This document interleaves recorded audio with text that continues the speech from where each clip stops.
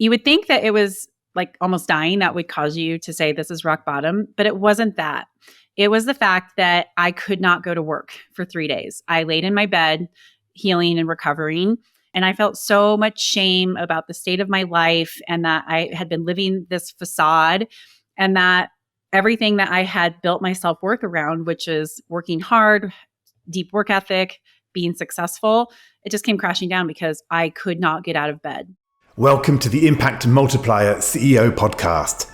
I'm Richard Metcalf, founder of X Quadrant, and my mission is to help the world's top CEOs and entrepreneurs shift from incremental to exponential progress and create a huge positive impact on our world.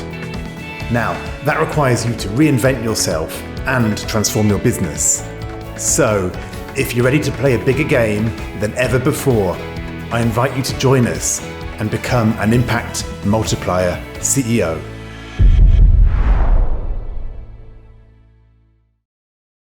Kerry Siggins is on a mission to change the face of capitalism. No small task then.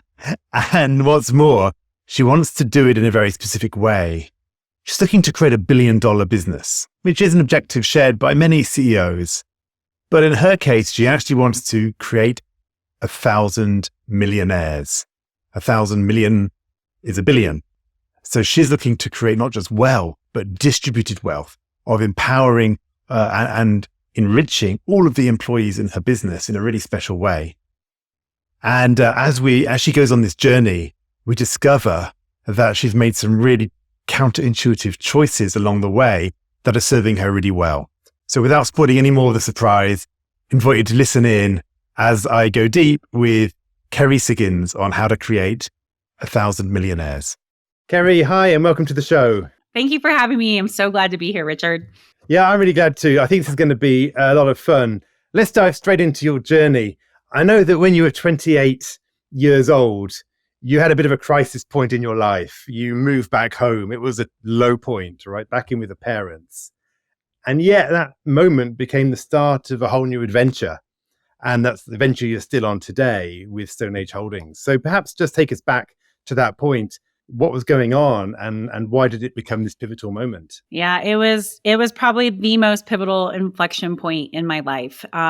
Throughout my 20s, for a lot of reasons that I didn't understand back then, but I do now because of all of the work and therapy and coaching I've put myself through, I developed addiction issues. In fact, I was what you would call a high functioning addict. So I had substance abuse issues, but I was able to maintain a job. In fact, even grow in my career. But I had this, this other side of myself that I hid from my employers, that I really tried to hide from the rest of the world.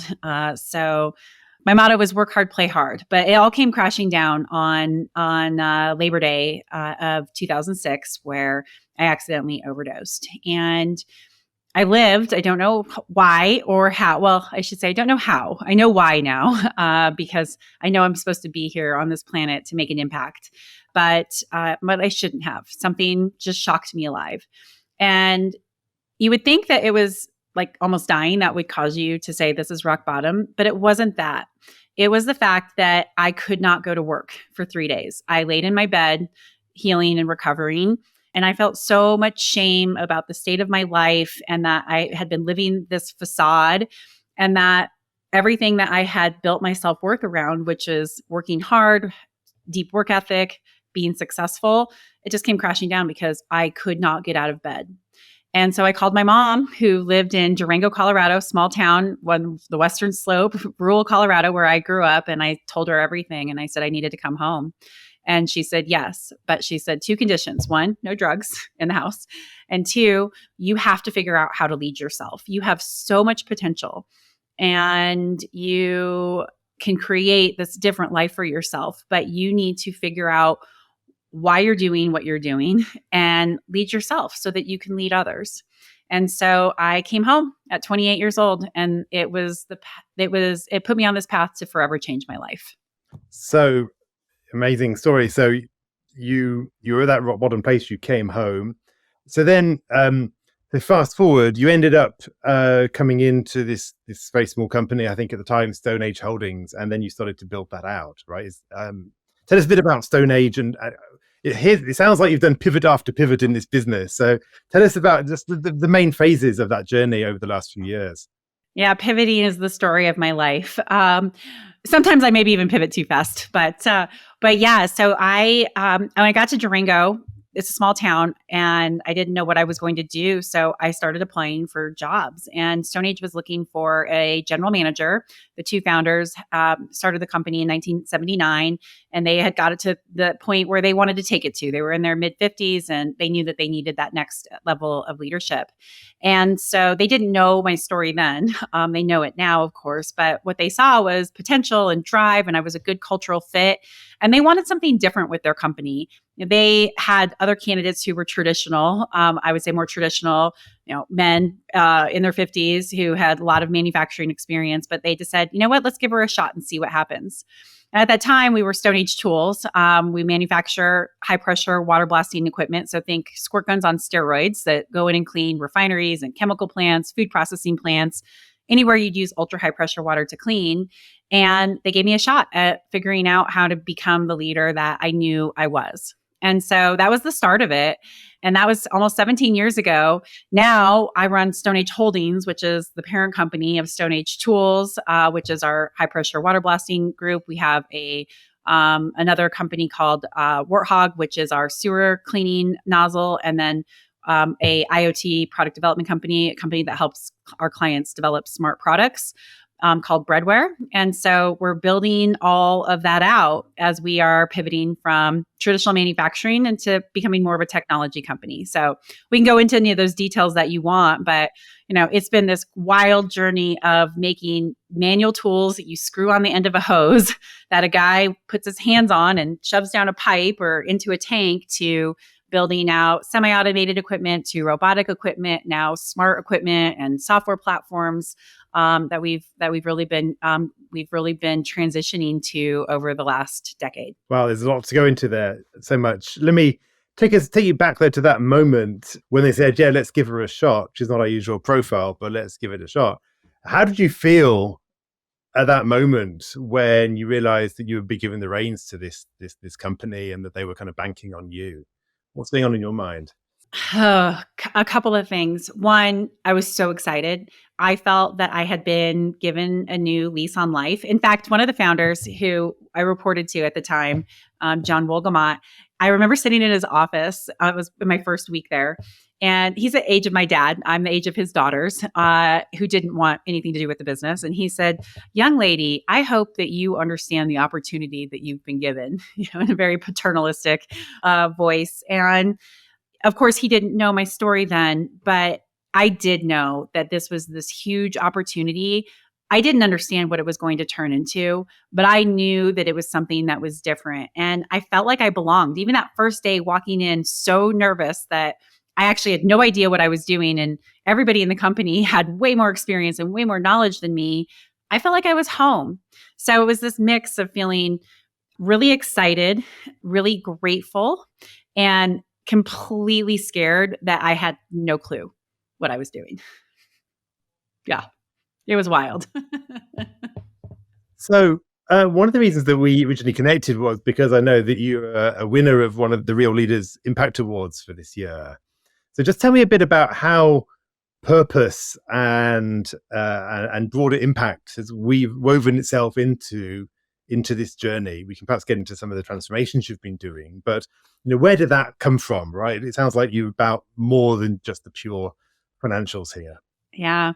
I think there are two things. First, from a personal leadership standpoint, having the opportunity to come in and run StoneAge and learn from our two founders and from all of my employees, especially those employees in those first couple of years who gave me shot after shot when I didn't know what I was doing. I realized that there's so much joy and fulfillment when you help other people achieve their dreams, when you help them unleash their potential. And I didn't understand this was one of my gifts, but I ask really good questions, and I can help people start to articulate what they want in their life. And then I can say, okay, here's how we're going to help make that happen. And you started to see these just unbelievable transformations within from my employees who took a risk and shared a dream with me or shared an issue with me, and helping them work through it and helping them just do everything that they wanted to do in their lives. And so making this impact through leadership was really fulfilling to me. And I wanted to do as much of it as I could. I wanted my employees to love their jobs as much as I did. So how do I help them achieve their potential and find meaning in their work? And so that's been this leadership journey that I've been on throughout these 17 years that I've been running StoneAge. But the other piece of it is that we're an employee-owned company.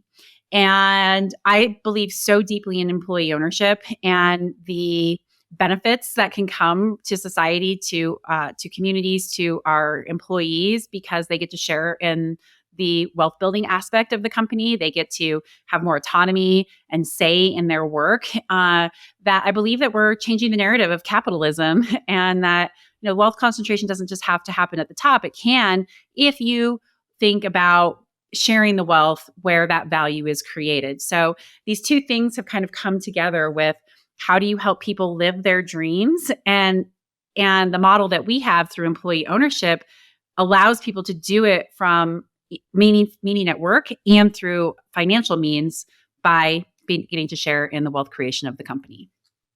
Wow. Yeah. I'm thinking about where to go here. Part of me is like, well, that sounds amazing, employee ownership, and it must be awesome. But let's go the other side. So what makes it difficult, right? Why don't other people do it? And like, presumably it's not a panacea for everything. So what are some of the challenges you've found as you've actually implemented that model? I mean, clearly we can all imagine this world where everyone feels they've got total ownership. They're invested in the success of the company, and they're going the extra mile as a result. But what are some of the kind of the ahas or gotchas that kind of came up along the way on that journey? Well, first and foremost, that not everybody wants that. What comes with this, with thinking and acting like an owner, is deep personal responsibility and accountability. It's the foundation for everything. It's what we call the own it mindset at StoneAge. And I thought everybody would want to be part of it because it's so amazing, and it was so fulfilling to me and to so many of our employees. And not everybody wants that. Some people just want a job, and that's okay. That's totally fine. But I took it personally, and I would try to, to convince people, sell people, help them turn it around. And what I've realized is that it's okay that people don't necessarily want to think and act like an owner, that they don't want to feel that deep level of personal responsibility at work. And so those people aren't a great fit for us at StoneAge.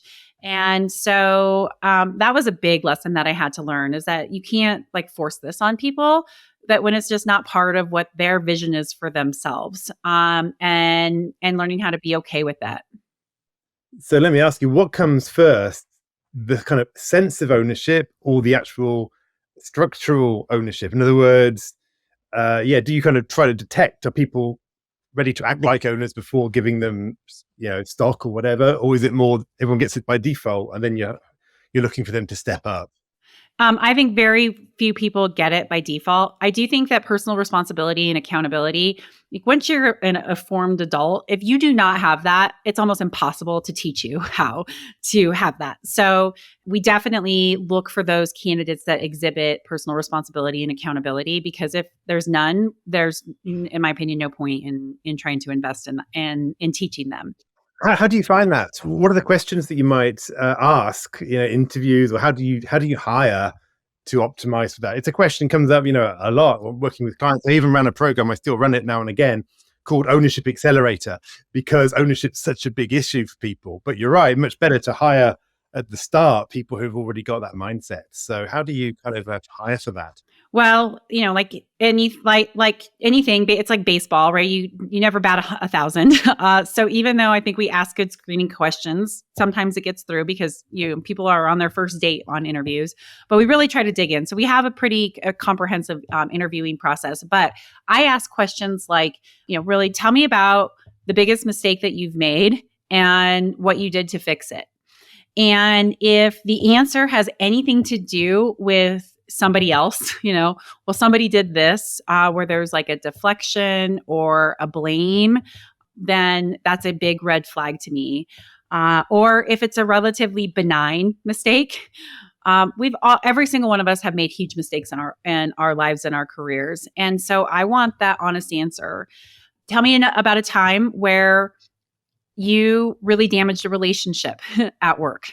What happened? And I listen for those same types of things. And so we put people on the spot with being able to talk through how they've handled the mistakes that they've made. Then I ask a question like, when were you given responsibility to run a project or an initiative and you felt in over your head? What did you do? And so those answers are really telling with how they lean into the challenges and how they take responsibility. In my opinion, the opposite of responsibility isn't irresponsibility, it's blame. When you don't take responsibility for things that happen in your life, then you're blaming time, a situation, yourself, another person. And so I look for those types of answers to just get that foundation. Does this person have responsibility and accountability?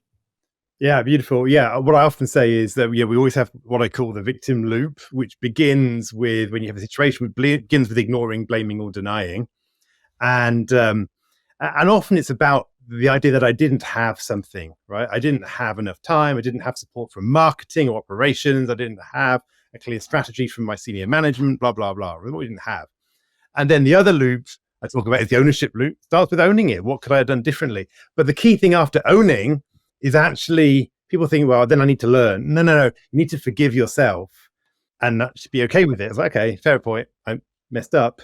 Well, what I could have done more. But if we feel terrible every time we go around that ownership loop, we don't want to do it anymore. It's too painful. So it's actually really important to observe, but not beat ourselves up about it, because then we're in a position to actually move forward. Yep, I totally agree with you. Well, let's kind of move back into this world of pivoting. So I think you said it was one of the hardest things you ever did, right? Moving from these manual water blasting tools, which sounds like my son would love to play with in the garden, but high pressure manual tools to squid and friends with. But yeah, but you might hurt yourself. you might hurt yourself. Yeah, I get it. I'm kidding. But you move from that to this automated equipment, robotics, IoT, all this stuff. Sounds a really tough transition. So tell me about, how did you lead the company through that, and what were the difficulties, and what did you learn? Yeah. So it was a really pivotal moment in our industry. There was a fatality that happened at a plant in the southern part of the US. And it was actually where a guy was manually shotgunning, much like what you would do like at a car wash or with your pressure washer, only with very high pressure, 40,000 PSI. And the hose shroud burst and it went into his gut and it killed him. A very horrible, horrible accident. And at that time, a lot of these big multinational industrial facility owners, Dow Chemical, BASF, ExxonMobil, they said, that's it. We cannot have these types of fatalities. We have to move more towards automation. And we had been talking about doing it for a while, but it's just a whole different type of engineering than mechanical engineering, stainless steel into very specific nozzles that we were the best in the world at. But we didn't want the industry to pass us by, as there's this push for more automated solutions. So we made the decision that we were going to go that route. And we make tools for every application that's out there. There's pipe cleaning, there's tank cleaning, there's surface prep, which is like taking rust and paint off. There's tube cleaning and heat exchangers. And we made a tool for every one of those applications. But it was all the same basic technology inside the tool. Well, we made the decision that we were going to build a piece of semi-automated equipment for every application. And that was a huge mistake. And it's because it's much more complicated equipment. And we should have gone deep instead of broad. So that was a huge learning lesson for me, that you can't employ the same strategy that's made you successful when you're making a big pivot to a new product line. And then the second piece of that was we sold through distribution, and distributors typically want a relatively easy product to sell. And here we're building equipment that no one has ever seen before or used before. And there's a significant investment of time and money to be able to resell this equipment. and our dealers just weren't successful. So then we decided that we needed to go direct in our most important markets. So over a 4-year period, we did a massive shift in product development, and we changed our go-to-market strategy and started selling direct in the US and in Europe, which are our two biggest markets, and changed our whole distribution model. We opened up offices. We opened up a whole rental business, which we had never done. So it just dramatically changed our business. And it was the hardest thing we've done, but also the most exciting. I hope you're enjoying this conversation. This is just a quick interlude to introduce you to 2 transformative programs that we run. The first is Rivendell, my exclusive group of top CEOs who are committed to transforming themselves, their businesses, and the world. It's an incredible peer group and a deep coaching experience that will push you to new heights, no matter how successful you've already been. The second is Impact Accelerator, a coaching program for executives who are ready to make a big leap forward in their own leadership. It's regularly described as life-changing, and no other program provides such personal, strategic clarity, a measurable shift in stakeholder perceptions, and a world-class leadership development environment. Find out about both of these programs at xquadrant.com/services. Now back to the conversation. It's interesting. You're the second person on the podcast that I can think of who's talked about this reverse out of distribution channels back into do-it-yourself sales. I think as Elizabeth from HG Insights had the same thing when she took over the company. She realized that actually the full value that they could add couldn't really be delivered via channel partners that weren't completely all in and like immersed in the product and everything else. And they had to actually simplify and scale back. It's the opposite of what most companies do. Most companies are looking for, let's do less ourselves, get people to scale it for us. But what I'm hearing, and I've seen it in myself in the past, if partners are not so committed to this, and if it's something that's a bit out of the ordinary, it's hard, right? There's an education component which they're not necessarily haven't got the appetite to do. Was that a hard decision as a leader? Yeah, I mean, was that hard to pull back from those relationships that were very lucrative for them and for you for many years? It must have been Brutal. I mean, I flew to we did the US first, and I wanted to tell every dealer face to face. And so when we made this decision, I basically over 4 days, I flew to every single dealer that we had in the US and told them face to face what we were doing and why. And so even though they were really angry, a lot of them were really angry with me. Most of them understood why I was doing it, even though they didn't like it. There was nobody who could say that I didn't do it with integrity and honesty, and that I faced everybody personally, in their office, in their city to have this conversation.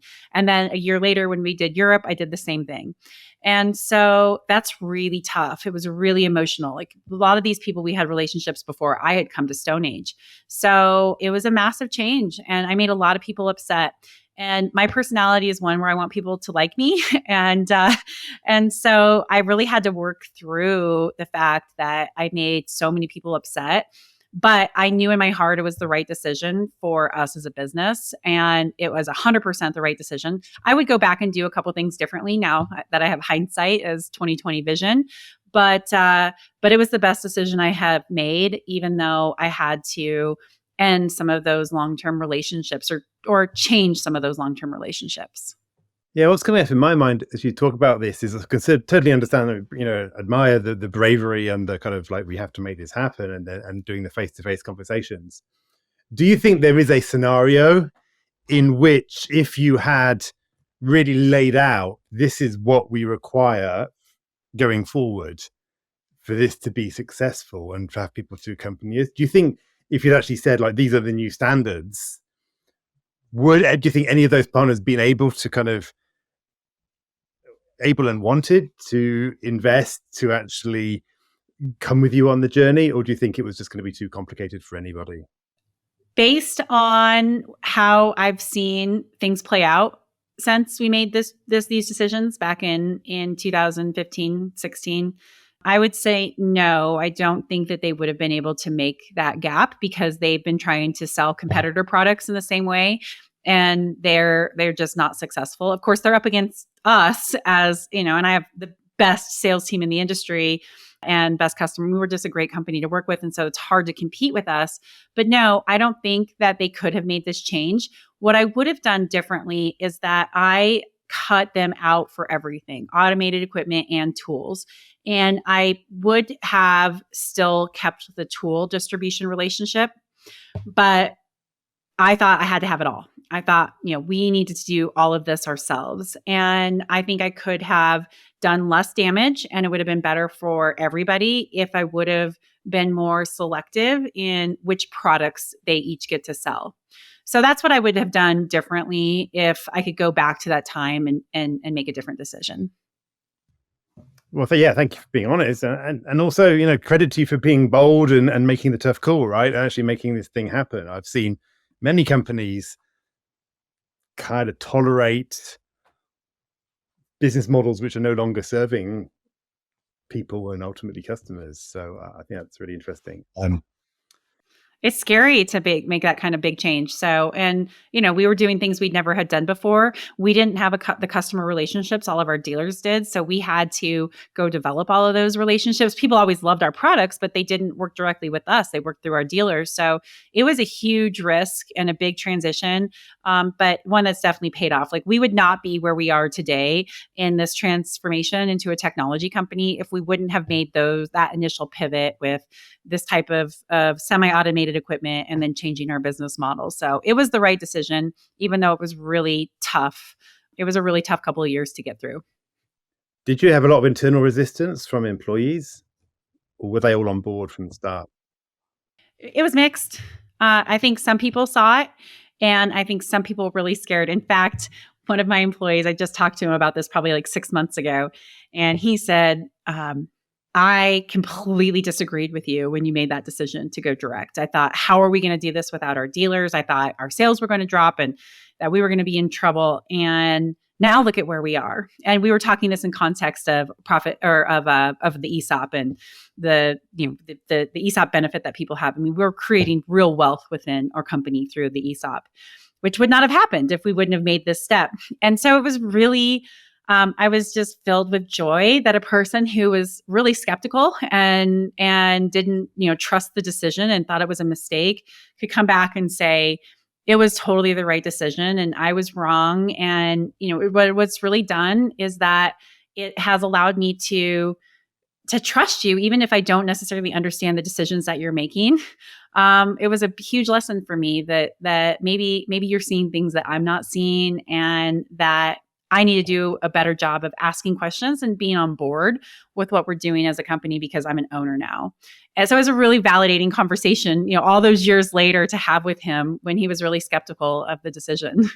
Yeah. Wow. It's amazing, isn't it? Yeah. Sometimes it just takes time for us to build this credibility with people, right?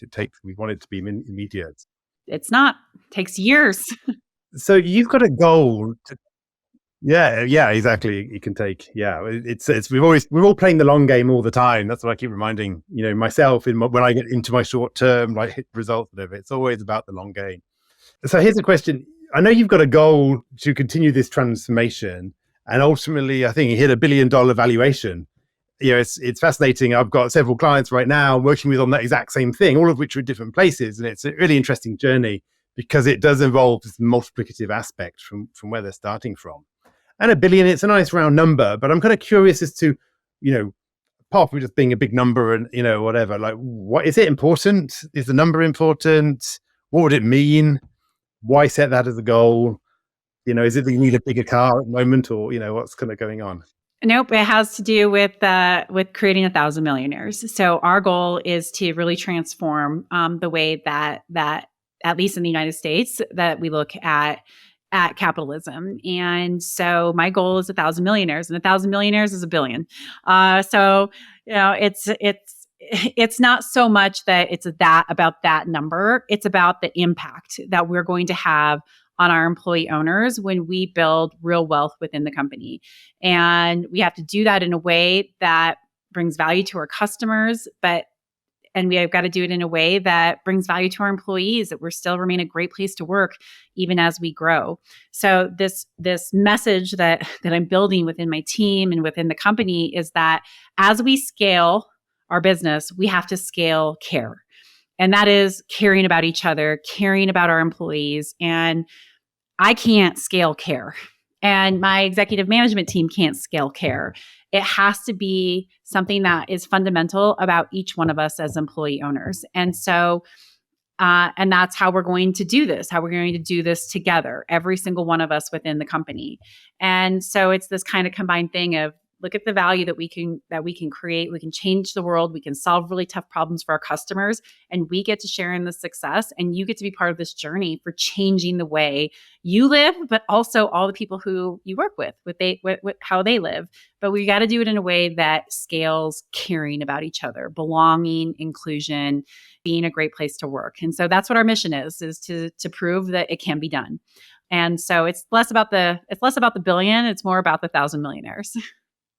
Yeah, I love it. That's such a very inspiring and ambitious goal, right? To do that and to actually become also a case study, right? To shift perhaps a broader leadership conversation around the country, around the world. So that's great. So let me ask you the key question then, the question I'd love to get to, which is how are you going to need to change to shift, stretch yourself to multiply your impact, to see this multiplication effect happen and to create these 1,000 millionaires? What's going to need to change in the way that Kerry Siggins leads and operates? This is what I think about all the time. It's a really interesting place to be because I think it's really tough for people to scale from an $8 million company to a $1 billion company, and a lot of leaders can't make that journey. Like there are some leaders who are great at running a $100 million company or a $250 million company, and so I know I have to scale my leadership to be able to be at the helm of this company through this transition. And, sometimes I worry about that, right? We don't necessarily have the experience on the team to be able to make this happen. And I don't know, I've never done this before. So as I'm looking to scale my leadership, the first thing that I'm really considering now is how do I build my team? How do I build the team to have the experience, the vision, the hunger, the drive to be part of what we're doing, and who can help me bring in knowledge that I don't have, experience that I don't have, so that we can do it hopefully without making as many mistakes as we might if it was just me. So surrounding myself with people that are smarter, who have more experience, who can help me do it is the number one thing. The other thing that I'm working on, I grew up in this company. I started when I was 28 years old. I'm 45. I'm going to be 45 here in a couple months. And I have been so hands-on. Every single department has reported to me. In fact, like individuals in departments have reported to me, because if someone leaves or someone's not working out in a position, I'm always the person to go in and fix it. And that really has to transition. And people are used to me doing that. And because I think of my inspiring style, people look to that to be like the galvanizer.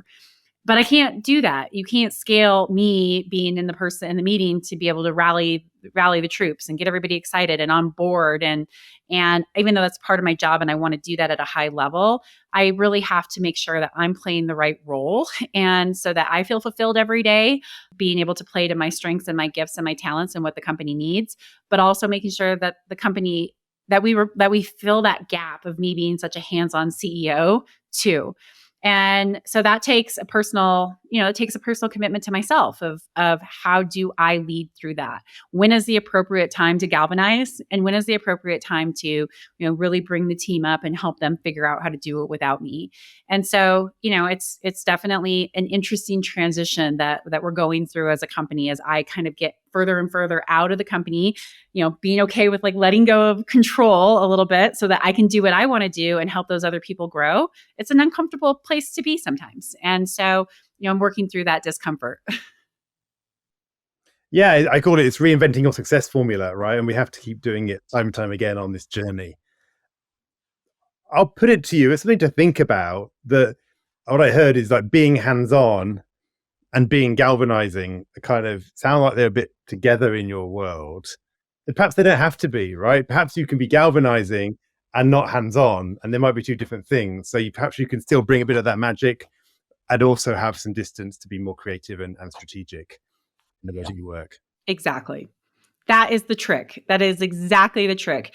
Then it doesn't feel overwhelming because I'm not in solving a very specific problem, galvanizing around a very specific problem. It's more galvanizing around the vision, the outcomes that we're looking for. And so, yeah, I completely agree with you. It just has to change the flavor of galvanizing. Yeah, I see it all the time, right? Because people get to a really high level where you got to, and you've got this little success formula that works. And the question is, how do you get to this whole new realm? Because we keep banging up against this ceiling that we've created for ourselves because we know how to operate and add lots of value in this zone. And we're like, well, if I leave this, who's going to do this? Where's the void going to be? And what's it even going to be like? Am I going to add less value if I stop doing this thing here? And the answer is normally no. But there's a courage factor, there's a boldness factor, and there's a reinvention. I see it all the time, in this, as I like to say it all the time, on this exponential journey, behind us looks horizontal and ahead of us looks vertical, because this is like, yeah, but it's always felt like that actually in different places. We've always had to come across this. I love that. I love that. I love that. And it's not just me too, it's my team getting used to it. Like I just had one of my employees tell me yesterday, you came in, I came in to help solve some really tough decisions that we were trying to make that the team just didn't feel comfortable making on their own. And so I stepped back in and tried to help from a bigger perspective, not in the weeds. But this particular employee said, Kerry, when you're in those meetings, so much better. And I said, I know, but we can't scale that. And so what I'm trying to do is teach you how to be comfortable with making these decisions. Because I'm okay even if you make the wrong decision. How you learn is maybe by making the wrong decision, and that's okay. And so he said to me, he's like, I know, and I know that that's the future, but I like it the old way. And so, it's not just about how I get to that next level of leadership. And for me too, is how do I bring other people along for that journey? For those people who have been working for me for 17 years, who like that, who are like, it doesn't feel the same. And I like the way it used to feel. So, they're a big part of that transition and that journey too. Yeah, well, in my book, Making Time for Strategy, I talk about one of the key parts is influence. We'd often forget it. And it applies because making time for strategy involves changing the way that we relate to people, the world around us, the tasks that we do. And I always say influence is important because if you want to go on a diet, it's your family that's likely to wave the chocolate cake under your nose, right? Because they're used to it. They're comfortable with it, right? They're the saboteurs because they get comfortable, right? So you change, they have to change. And so for a leader, there's no change without actually shifting the team's mindset and stakeholders' mindset as well. It's often overlooked. Yeah. And what I told him, I was like, it's okay to grieve the past. Like we can do that. That's what transition is always out there. And I think a lot of times we leaders are like, well, just get on board. This is changing. And we don't make time for people to grieve like the way that it used to be so that they can be part of that. They can feel part of that. They can go through the proper process to get on board. And so, it was a really good conversation. I was like, fine, let's talk about it. And so he told me how he felt and he was like, I feel a lot better now. And so like giving him that space to grieve it, even though it's like, we're never going back to that, right? We're only growing as a company. But I think that he just appreciated the acknowledgement that it is different and that it isn't going to go back to the same way and that it's okay for him to feel that way. But, how do I help support him be able to to get on board and to be part of the solution going forward when I'm not in, part of developing that solution all the time. So it was a really powerful reminder that sometimes people just need acknowledgement. Like, I understand why you feel this way. Let's talk about it so that you can move forward. Yeah, perfect. Beautiful. So Kerry, I've really enjoyed this conversation with you today. We've covered a lot of ground. We've started, you moving back home at 28, getting this job, this amazing opportunity, giving it a shot, transforming the company, several times, this huge journey dealing with the resistance, some resistance, you're making the bold moves with your distributors, talked about ownership, hiring, for how do we hire for ownership, talked about your mission to create 1,000 millionaires, talked about this question about how do we scale the business scale ourselves, get people to step up, not always be the galvanizing one. There's been a whole load of areas that we've looked at. So it's been a really fun conversation. I'm looking forward to hearing and following you along with you as you continue this journey to build this $1 billion business and 1,000 millionaires. If people want to get in touch with you or the company, find out more, where should they go and do that? Sure. So you can go to kerrysiggins.com. That's my personal website. That has everything about me, my podcast, my book, a little bit about my leadership journey.